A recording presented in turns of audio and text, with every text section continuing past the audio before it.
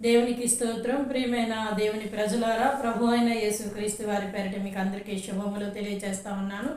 ప్రతిరోజు మనం వాక్యాన్ని ధ్యానిస్తూ ఉన్నాం. నేటి దినాన మన వాక్యము మత్తయి సువార్త 7వ అధ్యాయము 24వ వచనం నుండి నేను చదువుతాను. కాబట్టి ఈ నా మాటలు విని వాటి చప్పు చేయి ప్రతివాడును బండ మీద తన ఇల్లు కట్టుకుని బుద్ధిమంతుని పోలి ఉండెను. వాన కురిసెను, వరదలు వచ్చెను, గాలి విసిరి ఆ ఇంటి మీద కొట్టెను, కానీ దాని పునాది బండ మీద వేయబడను గనుక పడలేదు.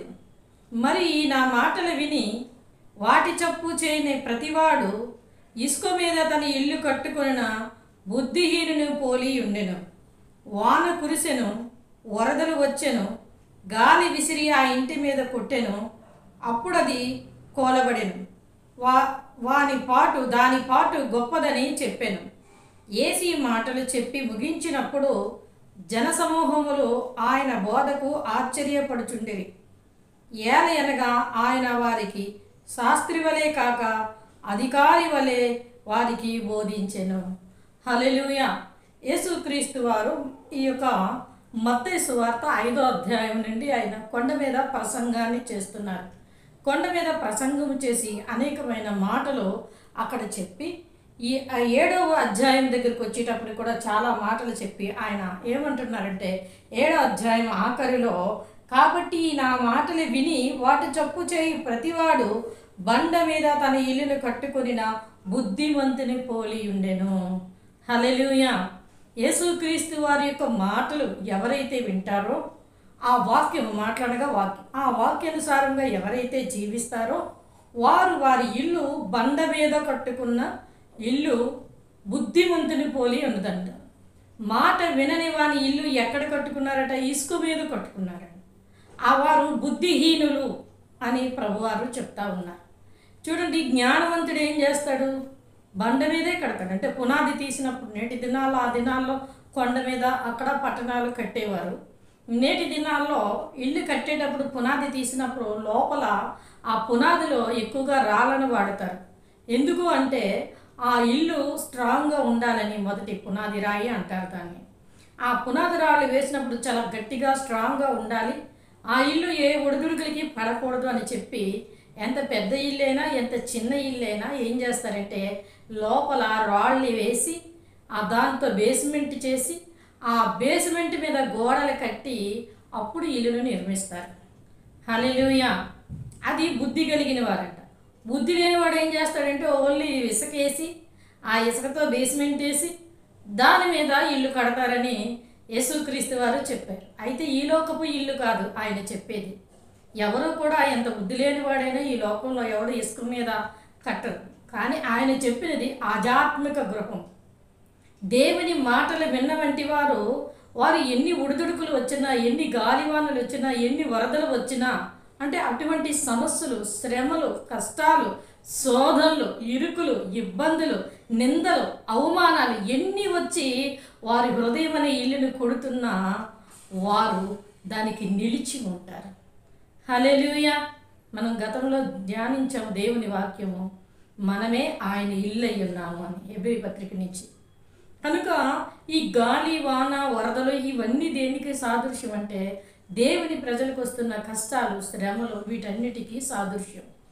అవి గాలి వానల్లాగా వచ్చి కొడుతున్నా సరే ఎప్పుడు కూడా తొణిగిపోకుండా మనిషి అలా నిలబడి ఉంటాడు. దేవుని యందు స్థిరపడి ఉంటాడు. నేటి దినం అంతా కూడా ఎలా అయిపోయిందంటే నేటి దినాల్లో క్రైస్తవ జీవితము ఏదైనా కొద్దిగా ఏదైనా వారికి లోటు వస్తే ప్రభువుని విడిచిపెట్టేస్తున్నారు. క్రొత్తగా మారిన వారు విడిచిపెట్టేస్తున్నారు. వారికి బుద్ధి లేదు ఈ నేటి జనరేషన్ కనుక్కుంటే అది వేరు. పాత మనుషులు సంవత్సరాలు దేవుని మందిరానికి వెళ్ళి దేవుని వాక్యాన్ని ధ్యానించి బైబిల్ చేత పట్టుకొని నడిచి యేసుక్రీస్తు వారిని గురించి ప్రకటించిన వంటి వారు కూడా వారికి ఏదో కలిసి రాలేదని, ఏదో జరగలేదని ప్రభువుని విడిచిపెట్టేస్తున్నారు. లోకంతో పాటు కలిసిపోతూ ఉన్నారు. అలాంటి వారి గురించి యేసుక్రీస్తు వారి ఉపమానం చెప్పారు. ఆయన మాట విని ఎవరైతే మాట మీద నిలబడి వాక్యంతో నడుచుకుంటూ ఎన్ని ఒడిదుడుకులు వచ్చినా క్రీస్తు ప్రభువారిని విడిచిపెట్టకుండా ఆ సిలువను గురి చూసుకొని నడుస్తారో వారు బుద్ధివంతులంట. హల్లెలూయా. అలా కాకుండా ఇప్పుడు ఇందాక మనం చెప్పుకున్నామే, దేవుని విడిచిపెట్టేస్తున్నారు. అలాంటి వారు బుద్ధిహీనుడు. ఇసుక అంటే తన హృదయంలో దేవుని పట్ల ప్రతిష్టాత్మకమైన బలమైన స్ట్రాంగ్ అయిన దేవుని వాక్యం వారి హృదయంలో పడలేదు. ఏదో వస్తుందని, ఏదో ఇస్తారని, ఏదో కలుగుతుందని ఆశపడి ప్రభు యొద్దకు వారు తిరిగారు. అవి ఎప్పుడైతే జరగలేదో వారు ఒకవేళ జరిగినా మరిచిపోయి వెనక్కి వెళ్ళిపోతూ ఉన్నారు. ఆ తర్వాత ఏదైనా శ్రమ వచ్చినప్పుడు వారు ప్రభువుని విడిచి వెనక్కి వెళ్ళిపోతూ ఉన్నారు. అలాంటి వారిని యేసుక్రీస్తు వారు బుద్ధిహీనుడు అన్నారు. మనము మత్తయి సువార్త 25వ అధ్యాయంలో ధ్యానించాం. బుద్ధిగల కన్యకలు 10 మంది, బుద్ధిహీనులు 5 మంది విడవబడ్డారు అని. అంటే బుద్ధిహీనత అంటే ఏంటి అంటే హృదయములో దేవుని గూర్చిన వాక్యము లేకపోవటమే బుద్ధిహీనత. అప్పటి కొలది చూడండి, పండుగ వచ్చిందనుకోండి, క్రిస్మస్ వచ్చిందనుకోండి, ఒక్కసారి క్రిస్మస్ రోజున చర్చలు చూడండి నిండిపోతాయి. కలకల ఆడిపోతుంటారు. జనం ఖాళీ ఉండరు. ఎక్కడెక్కడో భక్తులందరూ వచ్చేస్తారు. మనం త్రోవంట నడిచి వెళ్తూ ఉంటే ప్రతి ఇంటి పైన స్టార్ కనబడుతూ ఉంటుంది. అంటే అది పండగ సందర్భం కనుక నేను ప్రభువుని అంగీకరించాను అని లోకానికి చెప్పుకోవటం కోసం ఆ యొక్క సందర్భం అట్టి రీతిగా కనబడదు. ఉట్టప్పుడు చూడండి, కొద్దిగా గట్టిగా శ్రమ వచ్చినా, లేకపోతే మామూలుగా చూడండి దేవుని మందిరానికి వెళ్ళటానికే ఇష్టపడరు. ఎందుకంటే వారి హృదయంలో ప్రతిష్టాత్మకమైన వాక్యము లేదు, దేవుని మందిరమును గూర్చిన అవగాహన లేదు, దైవత్వము గూర్చిన ఆలోచన వారి హృదయంలో లేదు. వారి హృదయం అనే ఇంటిలో ఆ వేస్తున్న పునాది రాయి ఏదైతే ఉందో అది స్ట్రాంగ్గా లేదు, అది బలహీనము, అది ఇసుక లాంటిది. అందుకే వారు ఏం చేస్తున్నారంటే జారిపోతూ ఉన్నారు. ఒక్క శ్రమ వచ్చేటప్పటికి, ఒక్క గాలి వాన విసిరి కొట్టేటప్పటికి ఏమైపోతుందంటే వారి ఆత్మీయ జీవితం అంతా కూడా పడిపోతుంది. అది దాని పాటు గొప్పది అనేసి ప్రభువారు చెప్తా ఉన్నారు. అలాంటి వారినే బుద్ధిహీనులు, బుద్ధి లేని వంటి వారు అన్నారు. అంటే దేవుని గురించి తెలుసు, వాక్యము తెలుసు, సత్యము తెలుసు, దైవత్వముల గురించి తెలుసు, కానీ ఆ సత్యములో నడవలేని వంటి వారు, లోకాన్ని చూసి వెనుకడుగు వేసిన వంటి వారిని బుద్ధిహీనులు అన్నారు. ప్రభువారు అన్నారు. ఇవి నా మాటలు కాదు. అంటే ఆ రోజు మనం చెప్పుకున్నాం, ప్రభు చిత్తమైతే బుద్ధిమంతుల గురించి ఎప్పుడైనా దేవుని వాక్యాన్ని మనం ధ్యానిద్దాము అని. అలాంటి వారు బుద్ధిహీనులు అంట. అంటే వారు ప్రభువుని అంగీకరించిన వారు విశ్వాసులే, వారు ప్రభుతో సహవాసం చేసిన వంటి వారు. బుద్ధిగల కన్యకులు 10 మంది, 5 బుద్ధి లేని వంటి వారు. అంటే ఈ 10 మంది తొలి దిశలో ప్రభుతో సహవాసం చేసిన వంటి వారే. కానీ ఒకానొక సమయం వచ్చేటప్పుడు వారు కునికి నిద్రపోతున్నారు, బుద్ధిహీనులైపోయారు. వారు పట్టిక వెళ్ళవలసిన నూనెను వారు పట్టిక వెళ్ళలేదు, పరిశుద్ధాత్మ ఆవరింపు వారిలో లేదు. అందుకే వారిని బుద్ధి లేని వారు అన్నారు. ఇక్కడ బుద్ధిహీనుడు అంటే వాక్యం అతని హృదయంలో లేదు. సందర్భ సహితాన్ని బట్టి చూడండి, ఓసరి వెళ్ళి అదేం చేస్తుందంటే చెట్టు మీద ఉన్నంతసేపు ఆకుపచ్చగా ఉంటుంది దాని రంగు. అది భూమి మీదకి దిగిందనుకోండి, భూమికి ఉన్న కలర్లోనికి వచ్చేస్తుంది. ఎందుకంటే తనని ఎవరు గుర్తుపట్టకూడదు, భూమిలో కలిసిపోవాలి. చెట్టు మీద ఉంటే చెట్టులో కలిసిపోవాలి. అది రంగులు మారుస్తూ ఉంటుందట తన శరీరాన్ని, ఓసరవిల్లి అంటారు దాన్నే. అలాగే ఈ బుద్ధిహీనులైన క్రైస్తవులు ఏం చేస్తారంటే, దేవుని ప్రజలు బుద్ధిహీనత వాళ్ళలో ఉంది కనుక సమయాల కోలాలను బట్టి వారి ఆత్మీయ జీవితాన్ని మార్చుకుంటూ ఉంటారు. ఏ ఒక్కరిని విమర్శించటం లేదండి. ఆధ్యాత్మిక జీవితంలో యేసుక్రీస్తు వారు ప్రతి బిడ్డ కూడా దేవుని ప్రజలైన వంటి వారు దేవునిలో బలంగా ఉండాలని ఆయన కోరుకున్నారు. అందుకే ఈ కొండ మీద ప్రసంగంలో ఆయన ఇల్లుల గురించి, 2 రకాల ఇల్లుల గురించి ఆయన మాట్లాడారు. ఆ 2 రకాల ఇల్లులో మొదటి ఇల్లు ఎవరు అంటే స్ట్రాంగ్గా వాక్యం, విశ్వాసము, ప్రార్థన, దేవుని యందు భయభక్తులు, ఎన్ని గాలి వానలు ఒడుదుడుకులు వచ్చినా పడని జారకుండా గట్టిగా నిలబడి ఉన్న వ్యక్తి కొరకు మాట్లాడారు.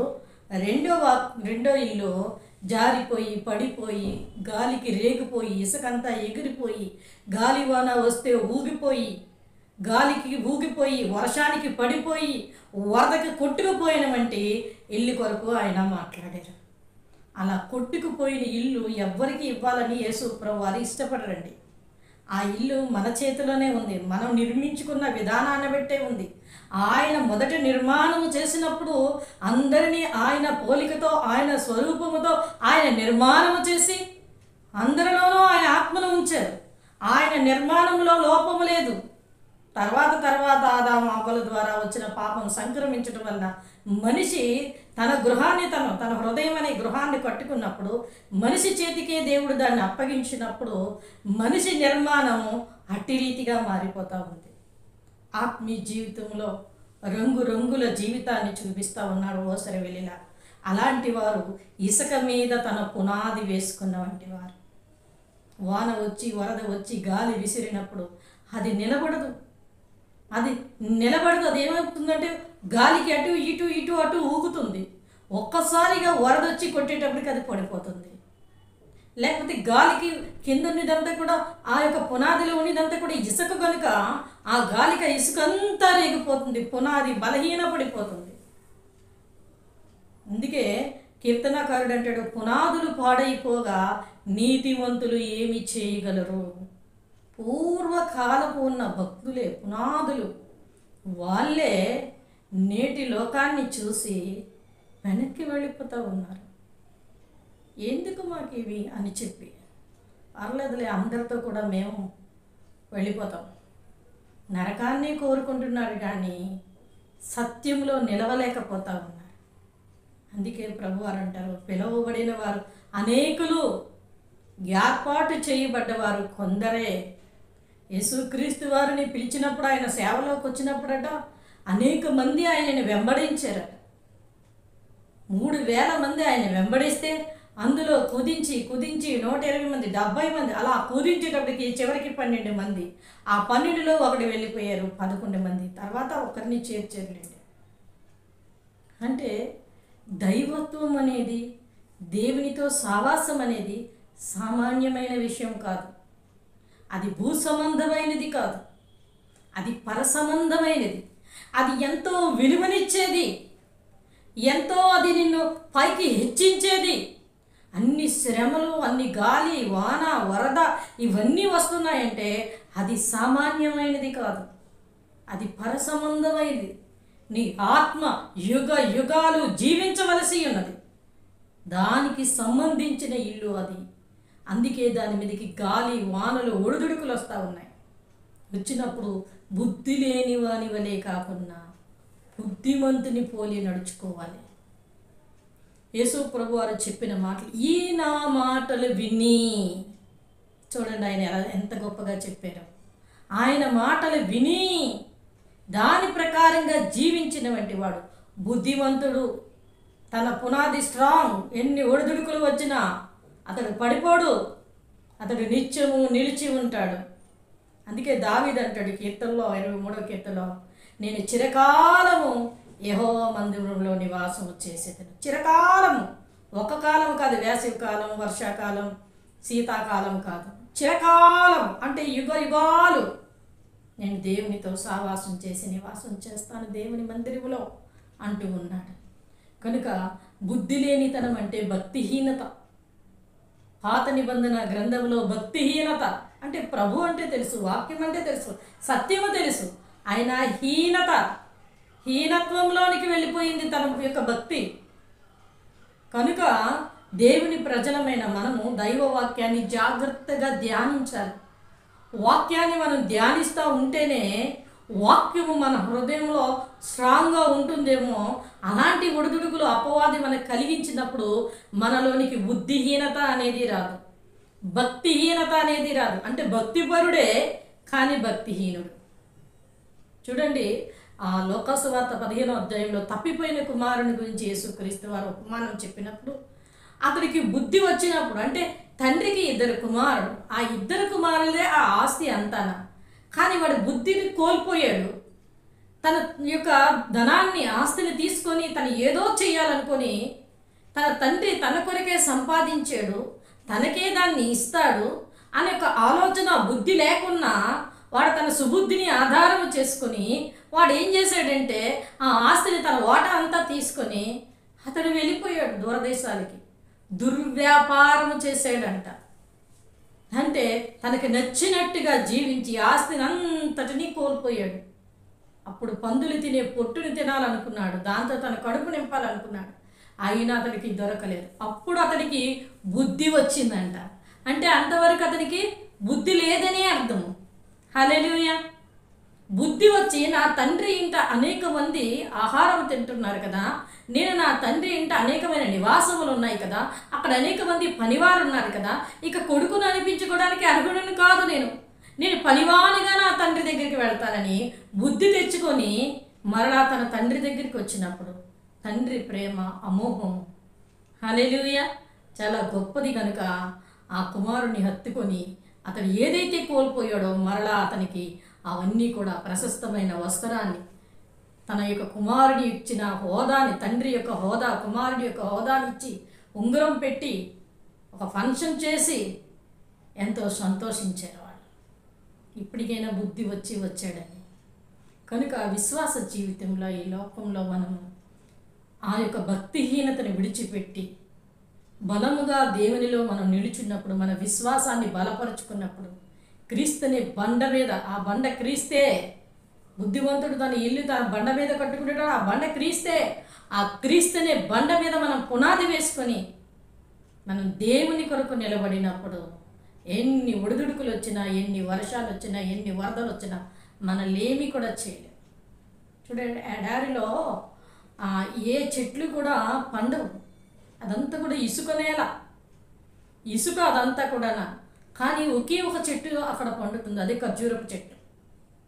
ఆ ఖర్జూరపు చెట్టు అయినా దానికి నీరు లేకపోయినా, దానికి సారం లేకపోయినా అది అడుగు భాగానికి వెళ్ళి తన వేళ్ళను పంపి ఎక్కడో ఉన్న నీళ్ళ మూటను లాక్కొని ఆ ఇసుకలో అది లోపలికి వెళ్ళి అడుగునున్న ఆ యొక్క దృఢమైన ఆ యొక్క భూమిలోనికి అది వెళ్ళి తన వేరు పాతుకుపోయి అదేం చేస్తుందంటే ఆ భూమి లోపల ఉన్న సారాన్ని అంతటినీ తీసుకుంటుంది. ఒకానొక సమయంలో అది ఏపుగా పొడువుగా ఎదుగుతుంది. అది ఒకానొక సమయంలో గాలి విసిరినప్పుడు ఏం చేస్తుందంటే దాని పునాది అడుక్కి ఉంది కనుక, దాని వేరు అడుక్కి ఉంది కనుక ఆ ఇసుక గాలి వీసినప్పుడు, ఇసుక రేగిపోతున్నప్పుడు ఆ చెట్టట ఇలా వంగిపోతుందంట. హల్లెలూయా. ఒక బైబిల్ పండితుడు ఈ మాట చెప్పారు, నాకు కూడా తెలియదు, వేరే వాళ్ళు చెప్పిన మాట. అది ఏం చేస్తున్నదంటే అది ఇసుకలో ఆ ఇసుక తుఫాను రేగినప్పుడు అదేం చేస్తుందంటే ఆ చెట్టు ఇలా వంగిపోతుందంట. ఇలా వంగిపోయి ఆ ఇసుక తుఫాన్ అంతా కూడా రేగిపోయి ఆ తుఫాన్ అంతా పోయిన తరువాత అంతా మళ్ళా నిమ్మలమైనప్పుడు అది మరలా లేచి చక్కగా నిలబడి ఉంటుందంట. హల్లెలూయా. చూసారా ఎంత గొప్ప విషయం. అందుకే దాని యొక్క పండ్లు విలువ, అంత విలువ దాని యొక్క పండ్లు, ఖర్జూరపు పండ్లు.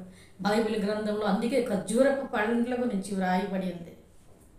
అంటే అది భూమి అడుగు భాగానికి తన పునాది ఎంత కూడా స్ట్రాంగ్గా తన వేర్లకి వేసి దానిలో ఉన్న సారాన్ని పీల్చుకుంటూ అది స్ట్రాంగ్గా భూమిని పట్టి ఉంటుంది కనుకనే ఇసుక తుఫాను వచ్చి రేగిపోయినా అది పడిపోకుండా తుఫాను దాటికి తట్టుకొని అది వంగి అలా ఉండిపోతుంది. ఎప్పుడైతే వంగి అది అలా ఉండిపోతుందో ఆ తుఫాన్ అంతా కూడా ఇసుకంతా రేగిపోయి వెళ్ళిపోయిన తర్వాత అదంతా నిమ్మలమయ్యాక అది మరలా దాని యథాస్థానానికి అది వచ్చేస్తుంది. ఎవరిచ్చారు ఆ చెట్టుకు అంత జ్ఞానం? హల్లెలూయా. నువ్వు ఎడారిలో పండు, ఎడారిలో ఇసుక తుఫాన్ వచ్చినప్పుడు నువ్వు ఇలా వంగొని ఎవరు చెప్పారు ఆ చెట్టుకి? ఆ చెట్టుకి అంత ప్రత్యేకత ప్రభు అయిన యేసుక్రీస్తు వారు ఇచ్చారు. దాని పునాది స్ట్రాంగ్. అదే ఇసుకలో ఉన్న దాని పునాది అడుగు భాగాన్ని లేకపోతే ఆ గాలికి దిగిరిపోతుంది, ఆ పండ్లు కాయవు. దాన్ని బట్టి ప్రజలు సంతోషించరు.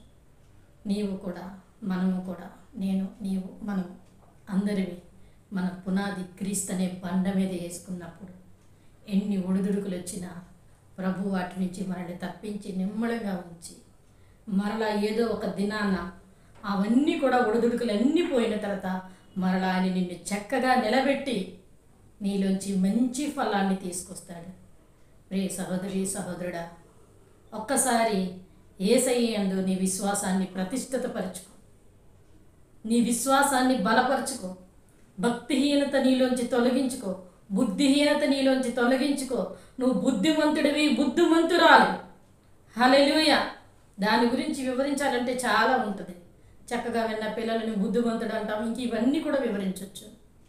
అయితే మనకంత సమయం లేదు కనుక నీవు దేవుని దగ్గర బుద్ధిమంతుడివి, బుద్ధిమంతురాలిగా నువ్వు దేవుని దగ్గర నీ విశ్వాస జీవితాన్ని నువ్వు సంపాదించుకొని స్ట్రాంగ్గా నువ్వు నిలబడితే దేవుడు అంటాడు, ఈ నా కుమారుడు కుమార్తె బుద్ధిమంతుని పోలి ఉన్నారు అని. హల్లెలూయా. ఎన్ని ఒడిదుడుకులు వచ్చినా వాటి నుంచి నిన్ను తప్పించి మరలా వాటి నుంచి నిన్ను నిలబెట్టి ఫలభరితమైన ఫలాలు ఇచ్చే కాసే చెట్టు వలె ఆయన నిన్ను నిలబెట్టి నీ చేత ఫలాలు ఇప్పించి అనేకులకి ఆశీర్వాదకరంగాను మాదిరికరంగాను అంటే తీయనిగాను ఆయన నిన్ను నిలబెట్టి బలపరుస్తారు. ఇసుక గాలి వానల దాటి నుంచి ఆయన నిన్ను తప్పిస్తారు. యేసన్న గారు 19 సంవత్సరాల వయసులో ఆయన దేవుని యొక్క సేవకు వచ్చిన తర్వాత అక్కడ ఉన్న వాళ్ళందరూ కూడా కొద్దిగా స్థలం ఇస్తే దాంట్లో చిన్న గుడిసె వేసుకున్నారట. అది ఒక గాలి వానికి అది గుడిసె కొట్టుకుపోయింది అంటే నేను విన్నాను ఈ సాక్ష్యం. అప్పుడు ఆయన హృదయంలోంచి ఒక పాట వచ్చింది. ఆ పాట అంటే నాకు చాలా ఇష్టం. నేను వెళ్ళే మార్గము నా యేసుకే తెలియదు, శోధింపబడిన మీదట నేను సువర్ణముగా మారేదనన్న పాటను అతను రచించారు. ఆ గుడిసె కానీ ఎగరకపోతే ఆ గాలివానికి ఉన్న ఒక్క గుడిసె ఎగిరిపోయింది. కానీ నా మార్గము నా ప్రభుకు తెలుసు అని ఆయన హృదయంలోంచి ఆ పాట వచ్చింది. ఆ గుడిసె ఎగరకపోతే, ఆ గుడిసె కొట్టుకొని పోకపోతే ఆ పాట రాదు. ఆ పాట అనేకల్ని ఆదరించి ధైర్యపరిచి ఓదార్చి సేవకుల్ని బలపరిచి ముందుకు నడిపించింది. అంత మాధుర్యమైన, అంత భక్తి కలిగిన, అంత ఆధ్యాత్మిక ఉజ్జీవాన్ని తీసుకొచ్చిన పాట ఆయన హృదయంలోంచి రావాలి అంటే ఈ గాలి వానికి ఉన్న ఈ ఒక్క గుడిసే ఎగిరిపోవాలి. అనేకులకి అతను ఫలభరితంగా మారాడు. ఈరోజు నీలోంచి నాలోంచి మనం ఎదుటి వారికి అంత యేసన్న గారిలా కాకపోయినా కొంతైనా ఫలభరితంగా మారాలి అంటే మనకు వచ్చిన ఆ వాటన్నిటి నుంచి బుద్ధిహీనత తొలగించుకొని గాలి వానలను జయించి మన యొక్క విశ్వాస జీవితాన్ని క్రీస్తు అనే బండ మీద వేసుకొని మనం నిలిచినప్పుడు మనల్ని దేవుడు ఫలభరితముగా మారుస్తాడు. హల్లెలూయా. కనుక బుద్ధిహీనుడి వలె కాకుండా బుద్ధిమంతుడిగా బుద్ధిమంతురాలిగా క్రీస్తు అనే బండ మీద మన ఆత్మీయ గృహాన్ని కట్టుకొని ప్రభు కొరకు పరలోకాని కొరకు మనం ముందుకి నడుద్దాం. మన గురి సిలువ, మన గమ్యం పరలోక రాజ్యం. వాటి కొరకే మనం ఎదురు చూస్తూ ముందుకు నడిచినప్పుడు ఇహమందు యేసన్న గారిని విడిచిపెట్టేశాడా దేవుడు? ఎంతమందికి ఆశీర్వాదకరంగా మార్చారు. ఆ ఒక్క గుడిసె పోయింది, ఇంకా అలాగే ఎండలోనే ఎండబెట్టేశారా? ఎంత మంచి గృహాలు, ఎంత మంచి మందిరం అతనికి ఇచ్చారు. కనుక వారిని దీవించిన దేవుడు, వారు ఆరాధించిన దేవుడిని మనము ఆరాధిస్తున్నాం. ఒకానొక సమయంలో ఆయన ఇహమందు ఏం కావాలో అన్నీ దేవుడిచ్చి పరలోక రాజ్యంలో ఆయన నిన్ను వారసుడిగా వారసురాలుగా చేసి నిత్యత్వంలో నీకు స్థానం ఇచ్చి ప్రభు వారిని దీవించి ఆశీర్వదిస్తారు. అలా చేసి ప్రభు ఇచ్చిన దీవెన ఆశీర్వాదాలు పొందుకుందాం. కొద్ది మాటలు దేవుడు దీవించును గాక. ఆమేన్. కళ్ళు మూసుకుందాం, ప్రార్థన చేసుకుందాం. స్తోత్రం దేవా, స్తోత్రం స్తోత్రం ప్రభువా తండ్రి. ఇదిగో నాయన, ఈ నా మాటలు విని ఎవరైతే వాటి ప్రకారంగా జీవిస్తారో వారు బుద్ధిమంతుడు బండ మీద తన యొక్క ఇల్లుని కట్టుకుని బుద్ధివంతుని పోలిన వాడై ఉన్నాడని, వాన వచ్చినను వరద వచ్చినను వాడు నిలిచి ఉంటాడని, ఈ మాటలు విని గ్రహించలేకుండా వంటి వాడు ఇసుక మీద తన ఇల్లు కట్టుకునని, ఇసుక పునాది మీద తన ఇల్లుని కట్టుకునని దేవా మీరు ఎంతవరకు మాట్లాడి ఉన్నారు. నిజమే నాయన, మేము బుద్ధిహీనుల వలె ఉండకూడదు ప్రభా. నీ వాక్యానుసారమైన జీవితాన్ని నాకును మాకును దయచేసి దేవా తండ్రి నాయన, నీలో వెదిగి ఫలించేలాగా ఆ ఖర్జూరపు చెట్టు ఏ విధంగా అయితే ఫలిస్తుందో ఒడిదుడుకులకి అది వంగి తర్వాత అవన్నీ నిమ్మడమైన తర్వాత అది నిలిచి ఎలాగైతే ఫలిస్తుందో మేము నీ మాటలు విని మా యొక్క పునాది, మా యొక్క ఆత్మీయ ఇల్లును క్రీస్తునే బండ మీద వేసుకొని ప్రభా మేము ఫలభరితంగా ఉండేటకు సహాయం దయచేసి దేవా విత్తబడిన వాక్యం నూరంతులుగా ఫలించేలాగా సహాయం దయచేసి మీరే మహిమ పొందుకోమని యేసు పరిశుద్ధ నామమున స్తుతించి వేడుకొంచున్నాం పరమ తండ్రి. ఆమేన్. God bless you.